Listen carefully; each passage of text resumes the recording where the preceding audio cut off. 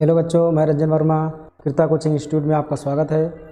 जैसा कि हमने क्लास 9th के एनसीईआरटी मैथमेटिक्स के प्रश्नावली 1.1 को मैंने अपलोड कर दिया है। अब आइए देखते हैं प्रश्नावली 1.2 का। इसके बाद और भी प्रश्नावली आते रहेंगे, तब तक आप वीडियो देख करके अपना नोट्स बनाते रहें और तैयारी अच्छे से करते रहें। चलिए देखते हैं पहले क्वेश्चन को। लिखा हुआ है, नीचे दिए गए कथन सत्य हैं या असत्य, कारण के साथ उत्तर दीजिए।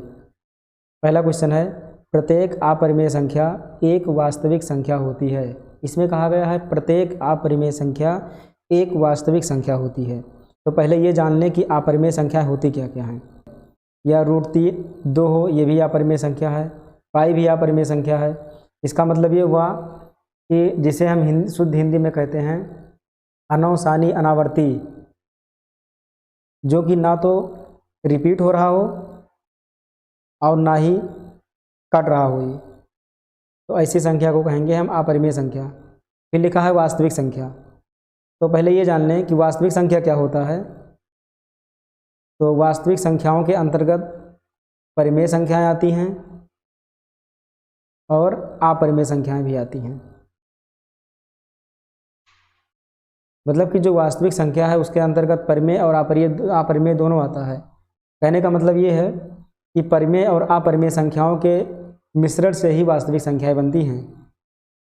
तो हम यहाँ लिख देंगे सीधा सीधा कि ये सत्य है।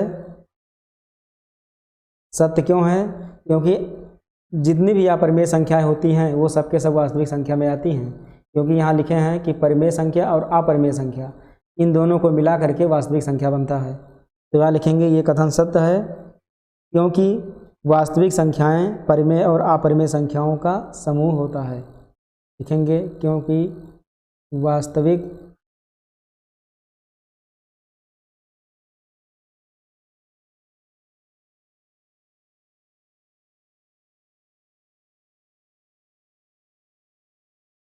संख्याएं परिमेय और अपरिमेय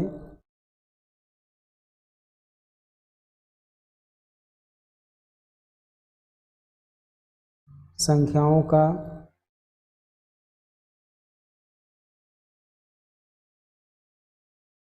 परिमेय और अपरिमेय संख्याओं का समूह होता है।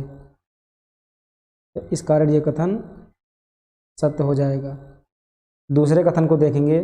दूसरा लिखा है, संख्या रेखा का प्रत्येक बिंदु √m के रूप का होता है जहाँ m एक प्राकृत संख्या है। संख्या रेखा पर जब संख्याओं को प्रदर्शित करते हैं तो इसमें कहा गया है कि जितनी भी संख्याएं होती हैं क्या वो सभी √m के रूप का होता है? तो सभी √m के रूप का नहीं होता है। तो यहाँ लिखेंगे असत्य। ऐसा क्यों है कि सभी संख्याएं √m के रूप का नहीं होती? जैसे अभी संख्या रेखा को हम ले लें, यहाँ बीच में दिखा दें 0, यहाँ 1, यहाँ 2, यहाँ 3, इधर हो जाएगा -1, इधर हो जाएगा -2, इधर हो जाएगा -3। तो यदि हम 1 को रूट लेंगे तो मान निकल आएगा, √2 लेंगे तो भी निकलेगा, लेकिन अपरिमेय में आएगा, √3 भी आएगा। परंतु जो माइनस वाला मान है, अगर इसका हम रूट ले लें तो ये मान अवास्तविक हो जाएगा। इसको हम कहेंगे अवास्तविक, यानी काल्पनिक जिसको कहते हैं, जिसको हमें पढ़ना है क्लास 11th में। तो ये अगर रूट माइनस में कर देंगे तो अवास्तविक हो जाएगा ये। तो जिस कारण जितनी भी संख्या रेखा के बिंदु होते हैं वो √m के रूप का नहीं होता। तो यहाँ लिखेंगे असत्य है क्योंकि जो माइनस वाला मान है, जैसे -3 हो गया या -2 हो गया, या कोई भी माइनस का मान हो जाएगा, वह किसी भी संख्या का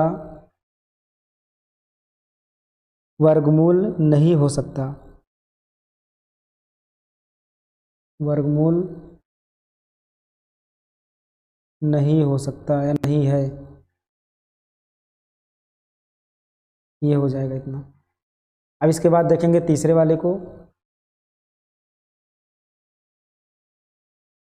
ये तीसरा क्वेश्चन है, प्रत्येक वास्तविक संख्या एक अपरिमेय संख्या होती है। जैसे पहला क्वेश्चन था प्रत्येक अपरिमेय संख्या एक वास्तविक संख्या है, अब यहाँ आ गया प्रत्येक वास्तविक संख्या एक अपरिमेय संख्या, यानी कि पहले का उल्टा। तो ये बिल्कुल भी नहीं होगा, ये बिल्कुल भी नहीं होगा। क्यों नहीं होगा? इसका कारण ये है कि जितनी भी वास्तविक संख्याएं हैं वो सब के सब मिलते हैं परिमेय और अपरिमेय में, यानी अपरिमेय, यानी परिमेय और अपरिमेय मिल करके तब जाकर बनती हैं वास्तविक संख्याएं। तो अगर ये कहा होता कि प्रत्येक परिमेय संख्या वास्तविक संख्या है तो भी सही होता, अपरिमेय वास्तविक संख्या है तो भी सही होता, परंतु कहा है कि प्रत्येक वास्तविक संख्या अपरिमेय संख्या है, तो ये बिल्कुल सही नहीं है। क्योंकि वास्तविक संख्याओं में जैसे परिमेय लिखा हुआ है 2, ये भी वास्तविक संख्या है, 3 है ये भी परिमेय है, अगर 1/3 आ गया तो ये परिमेय है, अगर √3 आ गया तो ये अपरिमेय है, परंतु ये वास्तविक संख्या है। लेकिन जो 2 संख्या है जिसको हम परिमेय कहेंगे यानी वास्तविक संख्या भी है, ये अपरिमेय नहीं है। इसलिए ये कह सकते हैं कि सभी वास्तविक संख्याएं अपरिमेय नहीं हो सकती। तो यहाँ लिखेंगे असत्य, क्योंकि असत्य है, क्योंकि जो परिमेय संख्या होता है यानी वास्तविक संख्या में जो परिमेय संख्या आता है वो अपरिमेय नहीं है। तो लिखेंगे क्योंकि 3 या जो 2 संख्या है या और कोई संख्या ले लें जैसे 1/3 आदि अपरिमेय नहीं है, ये सब के सब अपरिमेय नहीं हैं। ये क्या हैं? ये सभी परिमेय संख्याएं हैं। तो इस प्रकार से पहला क्वेश्चन हो जाएगा। ये हमारा दूसरा क्वेश्चन है, क्या सभी धनात्मक पूर्णांकों के वर्गमूल अपरिमेय होते हैं? यदि नहीं तो एक ऐसी संख्या के वर्गमूल का उदाहरण दीजिए जो एक परिमेय संख्या है। इसमें लिखा हुआ क्या सभी धनात्मक पूर्णांकों के वर्गमूल अपरिमेय होते हैं? तो ऐसा नहीं है, सभी धनात्मक पूर्णांकों के वर्गमूल अपरिमेय हो ही नहीं सकते। जैसे अभी आ जाए 4 का वर्गमूल हो जाएगा 2, ये तो परिमेय हो गया। आ जाए √6, ये हो जाएगा अपरिमेय क्योंकि इसका वर्गमूल नहीं निकल पाएगा। √3 आ जाए, ये भी हो जाएगा अपरिमेय। परंतु जो √4 है, √16 लेंगे, 16 का वर्गमूल हो जाता है 4, ये भी परिमेय है। रूट ले लें 36 का वर्गमूल लिखेंगे 6 आएगा, ये भी परिमेय संख्या है। तो सभी धनात्मक पूर्णांकों के वर्गमूल अपरिमेय नहीं होते, परिमेय भी होते हैं। तो इसमें कहा है एक ऐसी संख्या के वर्गमूल का उदाहरण दीजिए जो एक परिमेय संख्या है। तो उदाहरण हम कोई भी ले सकते हैं, 4 ले लें या 36 ले लें या 16 ले लें या 9 ले लें। यहाँ लिखेंगे √4 = 2 एक परिमेय संख्या है, एक परिमेय संख्या है। यहाँ लिख देंगे नहीं √4 = 2 एक परिमेय संख्या है। तो हमें कॉपी पर बस इतना ही लिखना है, बाकी जो इधर वाला था ये केवल समझाने के लिए था, इसको कॉपी पर में नोट कीजिएगा। चलिए देखते हैं इसके बाद वाले क्वेश्चन को। ये अगला क्वेश्चन है, दिखाइए कि संख्या रेखा पर √5 को किस प्रकार निरूपित किया जा सकता है। अभी तक हमने पढ़ा है कि संख्या रेखा पर जो भी संख्या निरूपित किया जाएगा वो पूर्णांक में होगा, जैसे बीच में 0, यहाँ 1, यहाँ 2, इधर -1, -2, इस तरह की संख्याओं को। लेकिन अब हमको करना है कि √5 को संख्या रेखा पर कैसे निरूपित करेंगे, इसको देखना है। तो √5 को निरूपित करने के लिए हमको बनाना पड़ेगा पाइथागोरस प्रमेय, यानी पाइथागोरस प्रमेय की मदद से हम इसको निरूपित कर सकते हैं। तो पहला नंबर हम √5 को इस तरह से तोड़ें जिसमें लंब, कर्ण और आधार भी शामिल हो जाए। तो इसको कैसे तोड़ सकते हैं, चलिए देखते हैं √5 को कैसे निरूपित किया जाएगा। इसको निरूपित करने के लिए हमें पाइथागोरस की मदद लेनी पड़ेगी। जैसे √5 है तो इसको हम पाइथागोरस के रूप में तोड़ लें। इसको हम 2 का स्क्वायर करेंगे और +1 का स्क्वायर करेंगे, तो ये आएगा 2 दूनी 4 और इधर आएगा 1, 4 और 1 5, और इधर का भी स्क्वायर कर देंगे तो ये बन जाएगा √5 का स्क्वायर 5, ये भी 5। अब ये दोनों मान बराबर हो गए। इसका मतलब ये हो गया कि जो हमारा कर्ण होगा वो होगा √5, यहाँ लिखेंगे कर्ण, ये होगा 5 रूट में, और जो हमारा लंब या आधार किसी को एक को मान लें तो लंब को हमने मान लिया 2 और आधार हो जाएगा 1। आधार को मान लेंगे 1, जैसा कि यहाँ दिया हुआ है। इसको मानेंगे कर्ण, ये हो जाएगा लंब और ये हो जाएगा आधार। अब इसी हिसाब से एक रेखा बनाना है। ये हो जाएगा रेखा। इसमें यहाँ ले लेंगे बीच में 0 और यहाँ से यहाँ तक की दूरी इसको मान लेंगे 1। ये 1 दूरी है। तो यहाँ से यहाँ तक की दूरी ये आधार है 1, यहाँ लिख देंगे आधार, ये 1 हो जाएगा। लंब ले लेंगे 2, इसका दुगना, ये हो जाएगा लंब, यहाँ लिख देंगे ये 2 है लंब, 2 इकाई।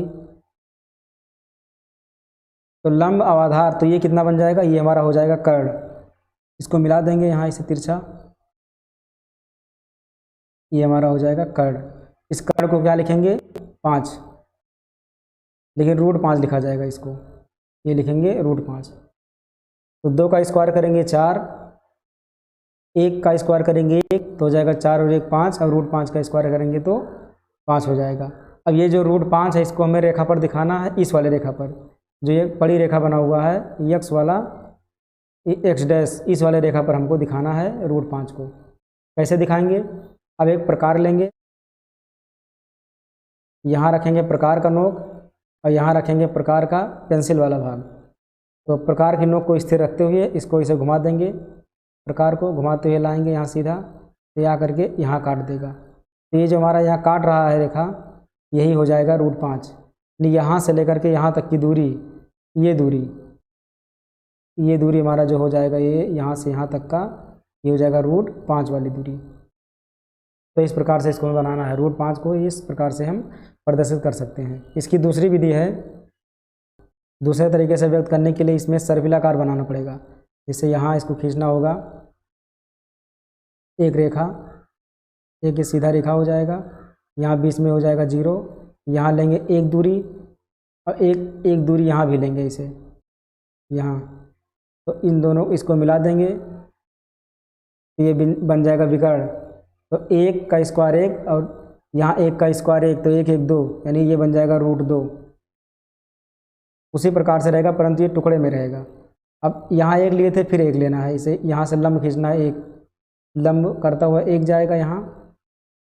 अब इसको ला करके फिर यहाँ मिला देंगे, तो रूट 2 ये और 1 ये, तो रूट 2 का स्क्वायर 2 और 1 का स्क्वायर 1, तो 2 1 3, ये बन जाएगा हमारा रूट 3। अब यहाँ से फिर 90 अंश का कोण बनाता हुआ 1 इकाई फिर रेखा खींच देंगे, ये हो जाएगा 1 दूरी, और इसको ला करके मिला देंगे यहाँ पर। तो रूट 3 का स्क्वायर 3 और 1 का स्क्वायर 1, यानी 3 और 1 4, ये बन जाएगा रूट 4। रूट 4 का मतलब 2। एक स्टेप और बनाएंगे, यहाँ लंब बनाता हुआ यहाँ लाएंगे और इसको मिला देंगे यहाँ पर, तो ये हो जाएगा 1। तो रूट 4 का स्क्वायर 4 और 1 ये 5, यानी ये रूट 5 ये हो जाएगा हमारा। तो इस प्रकार से भी हम बना सकते हैं रूट 5 को। तो चलिए अगले क्वेश्चन को देखेंगे। अब अभी जो हमने बनाया है रूट 5 वाला, सेम उसी प्रकार से एक सर्पिलाकार बनाना है। लिखा हुआ है कक्षा के लिए क्रियाकलाप वर्गमूल सर्पिल की रचना। कागज़ की एक बड़ी शीट लीजिए और नीचे दी गई विधि से वर्गमूल सर्पिल जो बगल में बना हुआ है की रचना कीजिए। सबसे पहले एक बिंदु वो लीजिए, जैसा कि यहाँ एक बिंदु वो बनाया गया है, यहाँ पर एक बिंदु वो लीजिए और एकक लंबाई का मतलब 1 सेंटीमीटर या 1 मिलीमीटर, यानी 1 सेंटीमीटर या 1 इंच करके एकक लंबाई लेना है का रेखाखंड वो पी खींचिए। यहाँ पर ये वो से लेकर वो पी तक खींचना है। एकक लंबाई वाले वो P1 पर लंब रेखाखंड P1 P2 खींचिए। यहाँ से P1 P2 खींचना है।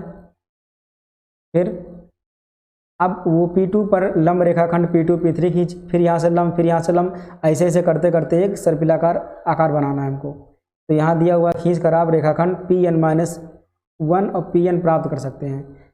यहाँ लिखा है इनको मिला करके रूट 2, रूट 3, रूट 4 ऐसे बनाते हुए एक सर्पिलाकार बनाना है। तो कैसे बनाएंगे, पहले इतना तो करेंगे ही और उसके बाद बढ़ाते चले जाएंगे इसमें। तो बस हम भी इतना ही बना रहे हैं फिलहाल, और इसको बनाते हुए ले जाना है, यानी कि सर्पिलाकार आकृति बना देना है। तो बस बच्चों आज के लिए इतना ही, बने रहिए हमारे साथ। इसके बाद जो 1.3 का है वो भी कल अपलोड हो जाएगा, यानी डेली एक एक अभ्यास का हम अपलोड करते जाएंगे। आप लोग इसको देख करके समझ करके अपना नोट्स बनाते रहें। ताकि अगले क्लास में आपको कोई प्रॉब्लम ना हो और बोर्ड में अच्छे अंक लाएं। तो फिर इसके साथ ही वीडियो को समाप्त कर रहे हैं। धन्यवाद वीडियो देखने के लिए।